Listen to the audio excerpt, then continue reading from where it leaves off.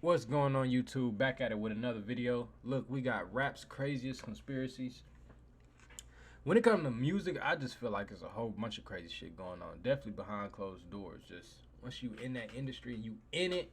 Not like you just make music at the house and you get paid for your little streams and you just don't, you gonna sign no label, no nothing. You straight. I feel like that's the best route to go. Run you up a good little 100K, invest that into it, and keep doing your music on the side. You know, keep making your money, invest in that. You straight. But if you just want to live off straight music and you want to get a deal, man, you gonna find some shit. I just feel it. It's just there. But look, man, before we get into this video, I need y'all to like, comment, subscribe, turn them post notifications on, and let's do it.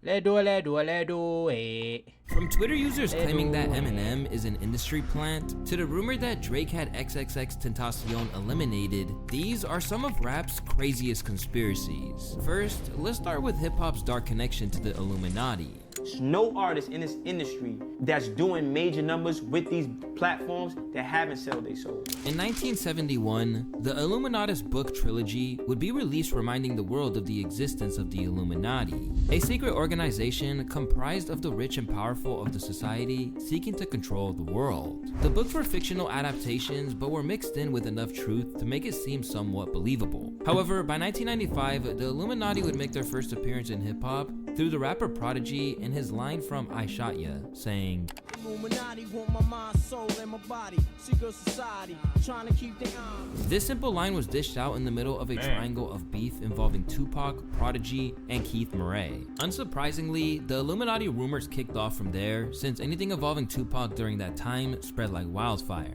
It also didn't help that Tupac himself referenced the Illuminati in multiple songs. He even explained how he first heard about them in prison and was against what they stood for. That's why I put the K to it, because I wanted, the niggas is telling me about this Illuminati shit while I'm in jail, right? Like, the dollars, right. That's another way to keep your self-esteem low. That's another way to keep you unconfident. Right. And I'm putting the K because I'm killing that Illuminati shit. Since that time, the Illuminati theory has only gotten stronger in hip-hop. From trying Jay-Z's Rock Nation hand sign depicting the triangle from the Eye of Prophet. Big nose ass, shotgun barrel nose ass, turtle nose ass.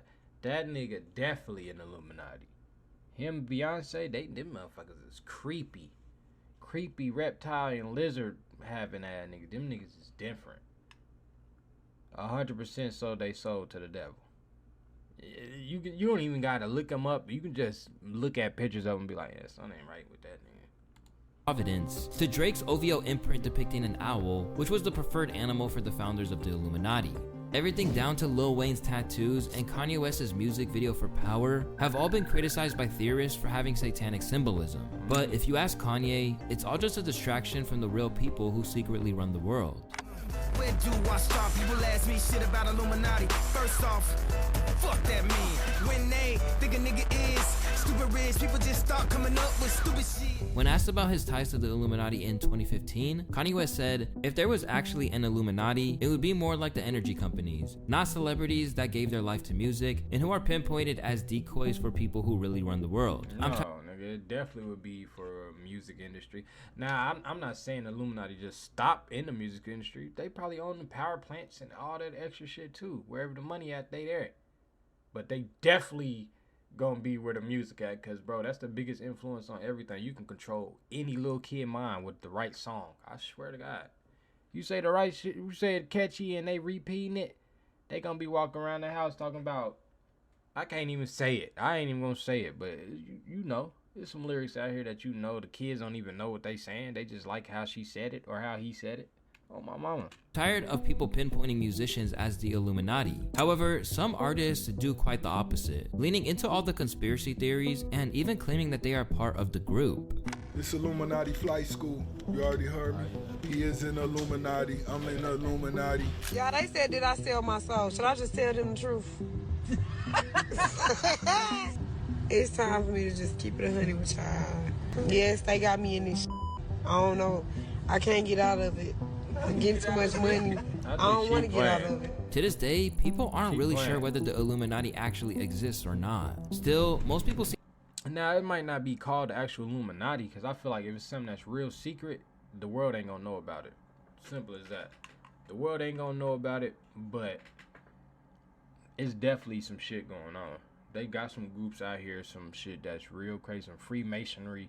There's something out here, but it's probably deeper than the word Illuminati. Just because that's such a big and popular word, they like, yeah, let them run with that. Nigga, we called the Caucasian clan.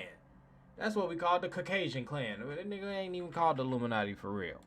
Seem to agree that there is some form of secret organization that influences the industry in some capacity. But where the conspiracy falls short is the idea that every single successful person is a part of said organization. This especially holds true after the release of Cat Williams' controversial interview earlier in 2024. So there was a crossroads where we were both invited to an Illuminati thing, and it had to be one or the other of us, and decisions had to be made. So it was both of us, we were equal. One of us had to cut off all their hair and couldn't do the sideburn thing no more with the points. And the next person, they said, was going to get $200 million because they were gonna pay him $10 million a movie to do 20 movies.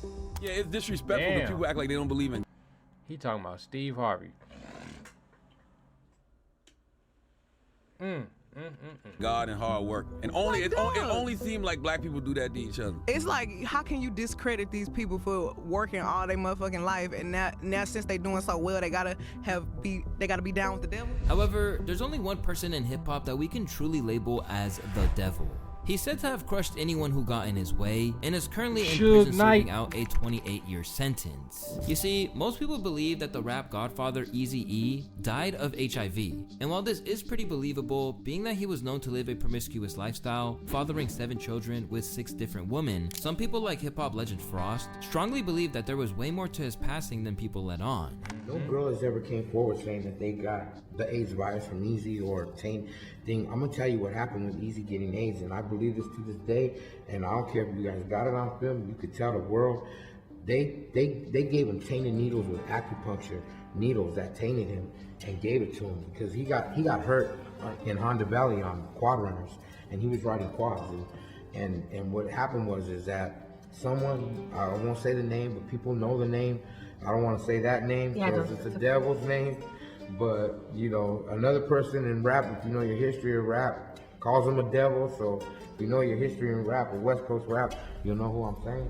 What's weird about Eazy-E's death is just how quickly he succumbed to the illness. From a diagnosis in February to a death certificate in March, it didn't make sense for him to pass on that quickly, especially because he was said to be perfectly fine and normal in the months leading up to the diagnosis. Another interesting thing to note is that his wife and kid born a year prior didn't get the disease. How else could somebody die that fast of AIDS? Have you even heard of somebody dying in 2 weeks of AIDS, bro? Come on, man. Yeah, that shit is crazy. You get AIDS and 2 weeks later you gone, like, nah. And then none of the girls you been with got AIDS, none of your kids, no nothing. That nigga got lethal injection. And not legally.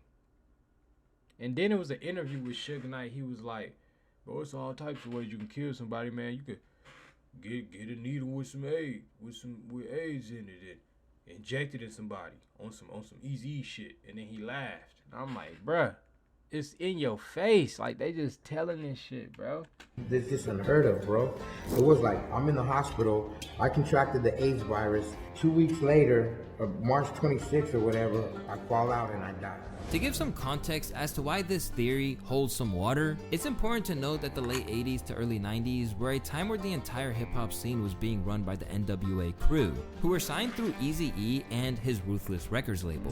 However, things went sour between his crew when Dr. Dre figured out they were getting exploited by Eazy-E and his manager Jerry Heller. Dr. Dre tried to leave the predatory deal, but was denied exit by Eazy-E, and that's when Dr. Dre brought in Suge Knight, a retired football player with a lot of street ties, who was just dipping his feet into the music industry. He was brought in to handle the situation and get Dre out of the contract with Ruthless Records so he could sign with Death Row. But this would mark the beginning of Suge Knight's notorious run in the music industry. It was said that he allegedly threatened Eazy-E and his manager with baseball bats, and when he didn't give in, Suge Knight pulled a piece of paper with his mom's address on it, forcing him to release Dr. Dre. After this, it was said that Eazy-E was planning to get rid of Suge Knight, but was convinced not to by his manager since they were still making a ton of money off selling records, and it wouldn't be worth it if he ended up in jail. But sadly, it seemed like the devil got him first. After recording Real Motherfucking G's, which was a diss track on Dr. Dre. Fast forward all these years later, and now there's a long-running conspiracy theory that Suge Knight was actually the one who killed Eazy-E by injecting the NWA legend with AIDS. And this theory would only intensify in 2003 when Suge Knight made an appearance on Jimmy Kimmel Live following his release from jail.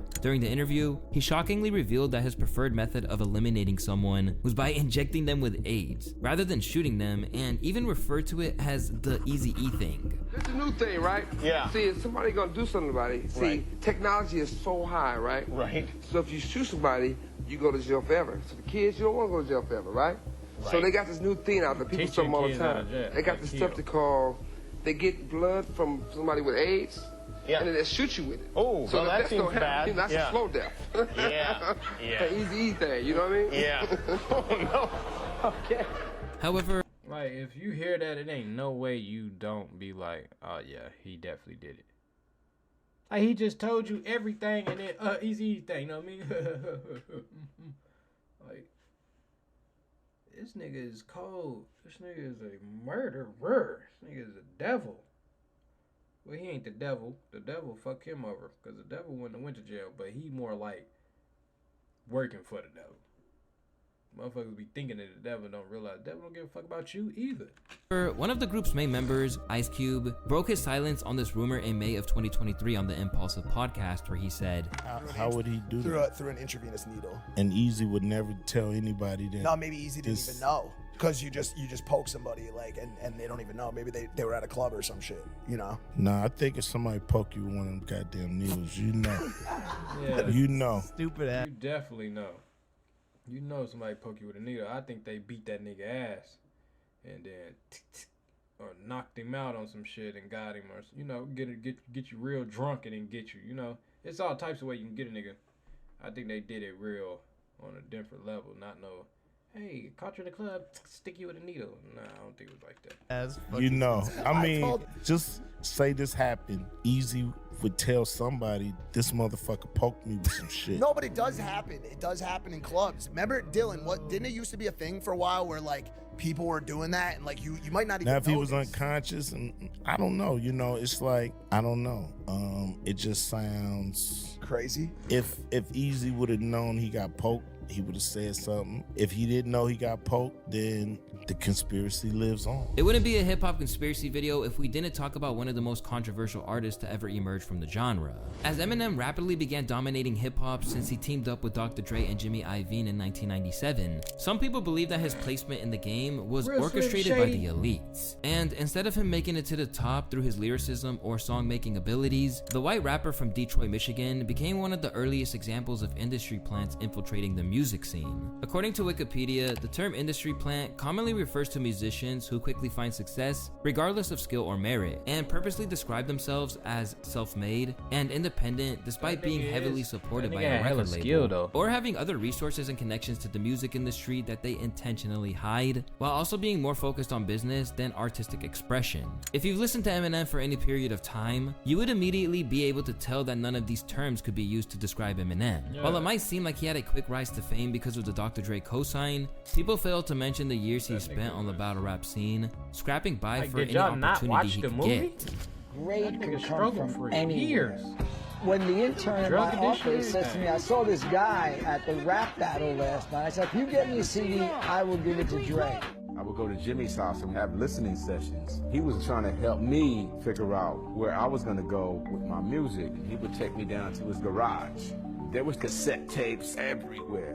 And I remember him picking up this cassette tape. He pops this in. And I was like, what the fuck and who the fuck is that? Rewind it, play that again. It's no surprise that industry greats like 50 Cent always seem to come to M's defense whenever people cast doubt on him because of his race. Hip-hop is black music, without question. And unfortunately for some people, it's tough to accept that you got a white artist that does it better than black artists. It is what it is. You know, and you could put either one, you could get whoever you feel like is the best black artist and stand them face to face in a room with him, and he will eat that alive. right now, if you had them prepare themselves in whatever way they would have to prepare themselves to come to battle, and I bet what I have, everything I have. But this doesn't stop people like Lord Jamar from trying to discredit Eminem's entire career whenever he's in front of the camera. And at the end of the day, a lot of their success comes from the machine's bias towards their skin color. And they have to know that and realize that. Don't let your fucking sales fool you, because sales have nothing to do with how good you are. That's just how sellable you are. That's just, you're easy to sell. That doesn't mean you're quality. However, Eminem has propagated a few conspiracies on his own. In his viral 2018 MGK diss track, Eminem spits, "Bakels, the day you put out a hit is the day that Diddy admits that he put out the hit that got Pac killed." Although he claimed his bar was just a joke at the end of the song, the seeds were already planted and it got people talking about the mysterious murderer of Tupac Shakur. You see, Tupac and Suge Knight had been in beef with Diddy of Bad Boy Records, which involved a lot of gang violence between the two camps. So when Tupac died in 1996, a lot of fingers were pointed towards Diddy as one of the prime suspects. At the time, there wasn't any proof of evidence tying Diddy to the crime, but as the years went by, with more and more people piecing together the story, a documentary would be released claiming that Diddy was responsible for the crime. When he discussed the documentary on The Breakfast Club, his response only fueled further suspicions. Now, it was this documentary that claimed, which we know wasn't true. Yeah, check this out. We don't talk about things that are nonsense. We don't even entertain nonsense, my brother. So we're not even going to go there, with all due respect, but I appreciate you as a journalist asking. Thank you. Because you listen, 7 years ago, I'd have been like, yo, did you hire somebody to kill Pac? But no, you do it like a journalist. Yeah, no, I mean, we wouldn't even get into nonsense like that. You know what I'm saying? It's nonsense. Which we never believed. This reaction from Diddy got people saying stuff like this in the nigga comments. rubbing his waves backwards. This reaction from Diddy got people saying stuff like this. That nigga know damn well he had a piece to do with that. That's a lying motherfucker right there. After everything that came out about him this year, bro, I can't believe nothing Diddy say. I don't even like saying the word Diddy. That's like saying gay. You say the word gay, it just sounds regular. Like, oh, gay? Hey, gay. Gay mean happy again. Diddy mean gay. If you call somebody Diddy, they're gonna be like, oh, my mama, I'm not. You call somebody gay, they're gonna be like, duh, I'm happy. The hell? This in the comments. I've only done 1 year of psychology class and I can tell something isn't right. I've been around many liars in my lifetime. Puff lying. Body language speaks volumes.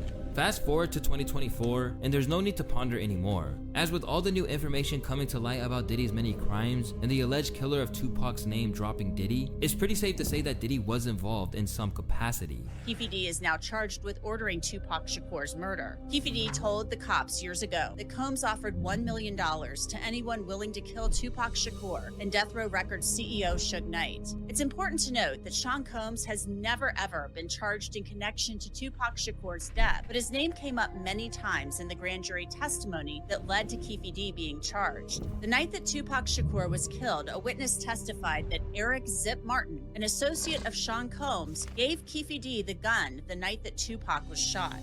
While that mystery can be said to be solved, the fans of the deceased rapper XXXTentacion proposed another conspiracy theory involving Drake. The theory that Drake killed XXXTentacion didn't just come out of nowhere. In fact, Drake and X had been involved in the beef since Drake's hit song KMT came out, which X claimed was a copy of his flow of his hit song Look At Me, while the young rapper was in prison. And believe it or not, this is a claim that a lot of people seem to agree with. Drake hit up a DJ that I fuck with, and bruh told me, he was like, yo, the nigga Drake, watch your interview, he said he fuck with you. He saying he go call your manager within the next few days. Okay. So I'm amped up. Nigga, I fuck with Drake. Yeah. You feel me? Drake a genius. Initially, he was supposed to contact one of my managers. So he doesn't do it. That same fucking week, bro. Okay. Demon just got up. I gave my bro in advance. Love is just not in my plan. I hear da-da-da-da-da-da-da. I'm like, what the fuck? Bro, you could take his verse, like they did a mashup. I bet you was your mess. Ay, can't keep my dick in my pants. Ay. The cadence is literally just at the same tempo. It's not offbeat at all. Now, it's important to note that X's flow on Look At Me is also very similar to Lil Uzi's song Super Saiyan Trunks, which was many months earlier before Look At Me. So it's not valid to say the flow was copied if he might have copied it from someone else as well. Anyways, things would heat up between them as X would now begin to mention Drake's mother and trash Drake for his fake accents. But Drake did not engage with any of the provocations. Hey, tell Drake, mom, I want some tapioca pudding. Hey, tell this pussy nigga Drake, stop speaking patois. You are not Jamaican. I'm a real fucking Jamaican. I'm from fucking Kingston. All of my family is from Kingston. Stop stealing my people's culture. However, Drake's homie 600 Breezy from Chicago. That's what Drake do. Drake, he go to each state, each type of culture each year and make an album about their culture and it go crazy. That nigga did some Houston shit. Then he went to California, did they shit. Then New Orleans and Louisiana, how they was rocking. Then he went to Atlanta and do how they do their shit. Then Jamaica and the Haitians. Boy, he'll do the accent and all while he's saying. But the song go hard. The whole album go crazy than the motherfucker. Everybody in the culture be like, I like a Draco. Draco did it. Draco? Mm-hmm. But that nigga, he know what he doing. He's smart. That's smart as fuck to do that. Why wouldn't you do that? Definitely if you're a rapper and that's where you get your money from. But you do look like a fake ass nigga too. And when people call you out. Would get involved in the beef, which is now the main piece of evidence people are using to tie Drake to X's death. Anytime I asked my homie, can I get on somebody's ass, he always say no, and this time he just gave me a shrug, like it's whatever, because he tweaked. Which X responded saying, I got a couple niggas that'll knock you off in your own city. In your own fucking city. However, when XXXTentacion was killed in a botched robbery, the Drake feature on Travis Scott's Sicko Mode was released. XXXTentacion's friend Tankhead started to spread this conspiracy that Drake was responsible for XXXTentacion's death and was mocking him in the music video. Tankhead pointed to a scene in the video where a figure resembling XXXTentacion gets crushed by a meteor. However, academics later debunked this theory. Drake did not fucking direct it. Drake is not giving creative instructions when it comes to video. Travis Scott takes very much pride in crafting his videos and working with his team to come up with a visual experience. Drake is not coming on set like, yo, let's get a scene and a lookalike for X that I could throw another shot at this guy who died. But the conspiracies only got stronger during that time, as people would begin to look through Drake's music and begin insinuating that Drake was making references after having X killed. He has lines like this from his song Upset where he says, I go out on tour and I say I'm drinking less, end up getting loose and getting pictures from my XXXX. SMS XXX, that's the only time I ever shoot below the neck, which can easily be interpreted as taking pictures of girls as biddies, or XXXTentacion, who got shot in the neck. More recently, he alluded to the shooting of X again on his album Her Loss, which was described perfectly by my good friend Mario Perez. This is probably one of the most controversial disses on Her Loss.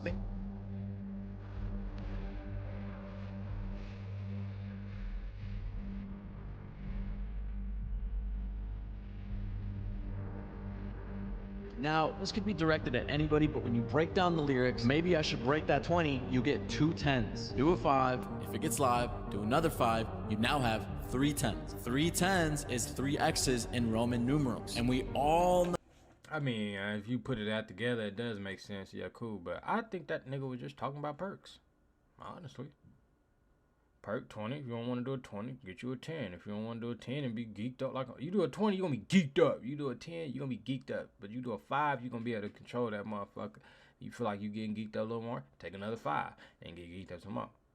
I don't really know if he was directing that to X, but if you put it all together, it makes sense, but I don't know. Who dissed Drake and his mom on live, XXXTentacion. What made it even worse was the fact that before X died, he put out an Instagram story saying, if anyone tries to kill me, it was Champagne Poppy, aka Drake. I'm snitching right now. To this day, a significant number of people believe Drake has something to do with the murder, especially since he was named in the court documents for X's case last year. But that's not the only conspiracy theory Drake seems to be a part of. After getting cooked on Pusha T's earth-shattering diss track, Story of Adidon, it was rumored that Drake had laid down a vicious response for both Pusha and Kanye, who had gotten himself involved in the beef. However, Jay Prince, label boss of Drake's label boss, said that he had to step in to stop it since it went too far. You know, my reasons for pulling the plug and having that conversation with him to pull the plug was simply because it crossed the line of music, you know what I mean? That's a song, I'm sure everybody heard it by now, that's disrespecting Drake mama, his daddy, you know, his friend that's sick 40, that crosses the line of music. You know, not only that, from a business perspective, for Drake to have to go somewhere out of his character to do what I know what he was about to do to Kanye, and both of them would have been damaging You know what I mean? And I spoke with Kanye. Right. So Kanye, you know, he explained to me, man, I'm a family man, and I don't want this either, you know. And me and Kanye got a history. But as we know, in 2024, things are not looking good for Drake in the diss battle side of things, despite him stooping to the opponent's level. However, on a lighter note, we have a conspiracy that Gucci Mane got cloned after being released from prison, which he seemed to buy into. Gucci! Hearing that Gucci is a clown. I wouldn't even support or deny those accusations. But if you want to hear about this theory, you can click this video on the screen. I also got a lot more of these. Gucci Mane, you is a clone, nigga. You ain't real. How you have a super big pot belly and come out super chiseled up? Now your teeth, anybody gonna get their teeth done. You were filthy rich. Okay, cool. But you can't just go get a new body, nigga. You gonna have some stretch marks, something. That nigga body came out perfect. Like he ain't never been fat in his life. Prison don't do that. They don't do that good. But yeah, man. That's gonna be the end of this video, man. I need y'all to like, comment, subscribe, turn them post notifications on. Get ready for the next video. I'm gone. Peace. And chicken grease.